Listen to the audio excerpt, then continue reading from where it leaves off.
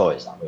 Edhe kjo u pranua në thojza edhe nga Izraeli. Pra u shushua ajo forca e madhe humane e Europës për të klimën nga njerëzimit,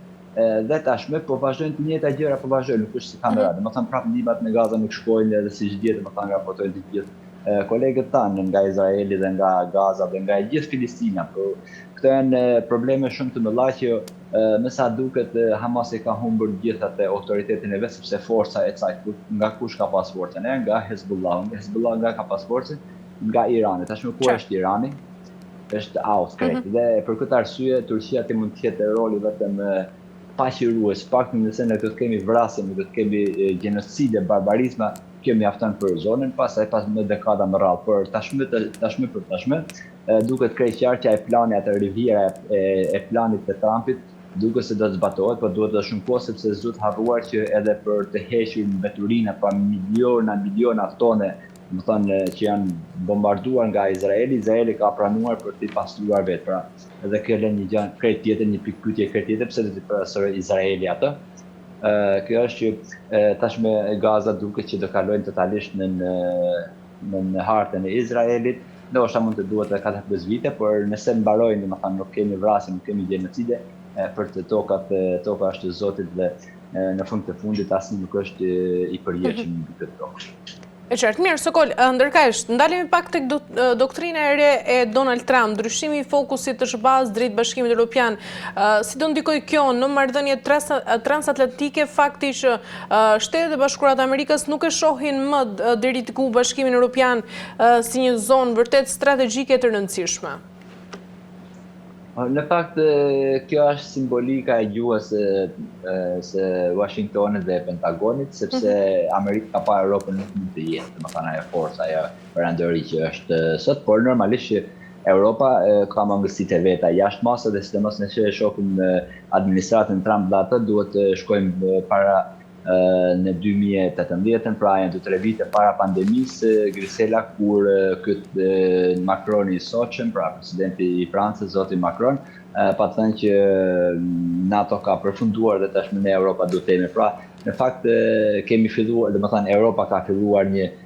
ka qenë kryeneçi i parë që ka treguar një reagim, por pa Europën Amerika nuk do të jetë perandori i botës, para e dyta. Edhe Europa ka mangësitë e veta jashtë masës, sepse Europa në falni me shprehjet në miliarda euro duke harxuar për LGBT-t, për ata duke shkatruar familjen, duke shkatruar çdo gjë, nuk ka ushtar sot normalisht dhe sidomos administrata Trumpit që jep rëndësi familjes e të tjera pavarësisht se nuk do të përjashtojmë edhe dosjet e Epsteinit, domethënë, por gjithsesi le të kuptoj që Amerika i thotë Europës të mbledhë mendjen dhe hajden e vetes, sepse është i vetmi vend që në të ardhmen, pra për ndoshta 1, 2, 3, 4, 5 dekada, nuk e dim, por mund të jetë rivali i Amerikës, pra kush do të jetë mbreti i botës në të ardhmen, perandori i botës, mund të jetë vetëm dhe vetëm Bashkimi Evropian, pra vetëm Europa. Dhe në këtë aspekt me luftën në Ukrainë dhe Rusi, Amerika me një gur godet 2, 3, 4, 5 zogj dhe këtu që edhe Europa harxhon miliarda euro për të mbrojtur Ukrainën, pra por në njëjtën kohë dhe Rusia harxhon. Pra të dy këto rivalet në të ardhmen që mund të jetë rivalet e tyre, në të dy do psohen dhe ka 4 vite që kjo luftë zgjat, por nëse kthejmë tek pyetja jote Gersinda është që me të vërtetë Europa do të krijojë një ushqim të vetëm, pra jo kundër Amerikës, por me të vërtetë siç i takon atë jetë kjo Europa që ka si civilizimin më të madh gjatë gjithë historisë, sidomos historisë moderne, për të gjithë njerëzit e botës, kjo do ta shohim, por besoj që Amerika, edhe pse në fjalimet e tyre zyrtare të Trumpit apo të Pentagonit, po është të shtëpisë së bardhë, janë këtë ndryshe, por nuk mund ta menjanojmë, domethënë, një Amerikë që mund ta lënë pasdore Europën, sepse zot thënë kjo që baba i Amerikës është Europa dhe jo Amerika nuk është baba e Europës. E qartë, Sokol, dy vende të rëndësishme si Rusia dhe Kina në gjithë strategjinë amerikane, duke parë Rusinë jo më si një armike të Shteteve të Bashkuara të Amerikës dhe duke u përshëndruar në konkurrencën me Kinën, cilat janë risqet dhe rrezikët që lindin për Europën edhe Ballkanin? Apo për Europën lindin probleme të mëdha, sepse Europa nga Rusia, po dhe nga Kina, po dhe nga India, domethënë merr mallin shumë të lirë, pra produkte, çdo lloj produkti merr shumë të lira, kosto është shumë e lirë aty sepse dihet se sa demokraci dhe sa të drejta e njeriut janë ato rajone, por si konkurrencë për Amerikën nuk besoj që janë ashtu, por në këtë aspekt Amerika një në radhë të parë me njanon domethënë të dy forcat që janë rivale ose siç i quajmë sa domethënë problemi është Kina dhe jo Rusia. Tashmë Rusia është mike e asaj, por nuk duhet harruar edhe kjo Gresinda që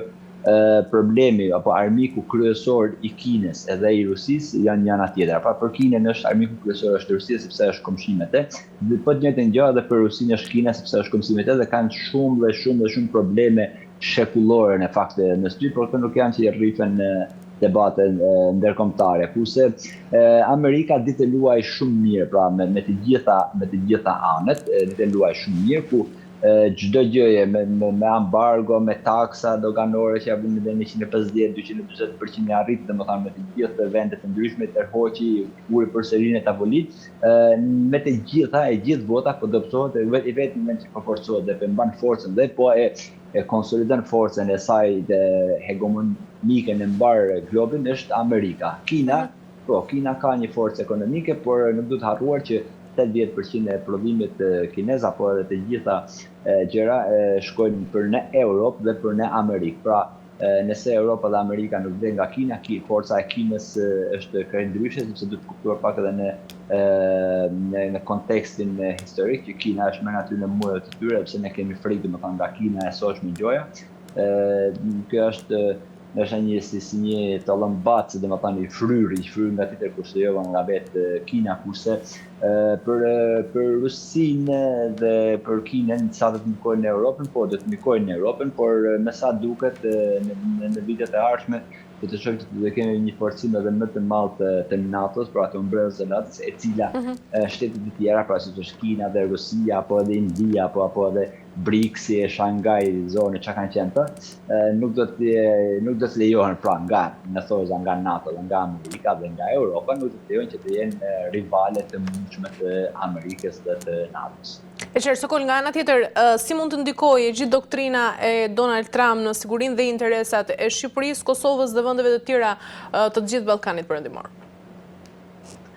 Po, në fakt, doktrina e Trumpit është shumë domethënëse dhe marrëdhëniet e mira tashmë që më thoi ai po e thotë që i kam me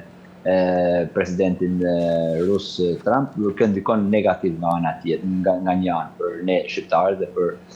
Ballkanin, sepse automatikisht nëse Amerika ka shumë një marrëdhënie me Rusinë, atëherë edhe faktori slav në Ballkan, pra gjenocid bërësit që prej dekada po bëjnë gjenocide mbi shqiptarë, sidomos tek por edhe tek bosnjakët, tek kroatët, serbët do të forcohen. Por do të pa edhe faktori tjetër, jo vetëm doktrina e Trumpit, por edhe faktori i BE-s dhe i Europës. Me të vërtetë do t'ia lejojnë këtë që Serbia të jetë pra isha Jugoslavia apo përpara luftës së parë botërore dhe pas luftës së dytë botërore. Unë nuk besoj ashtu sepse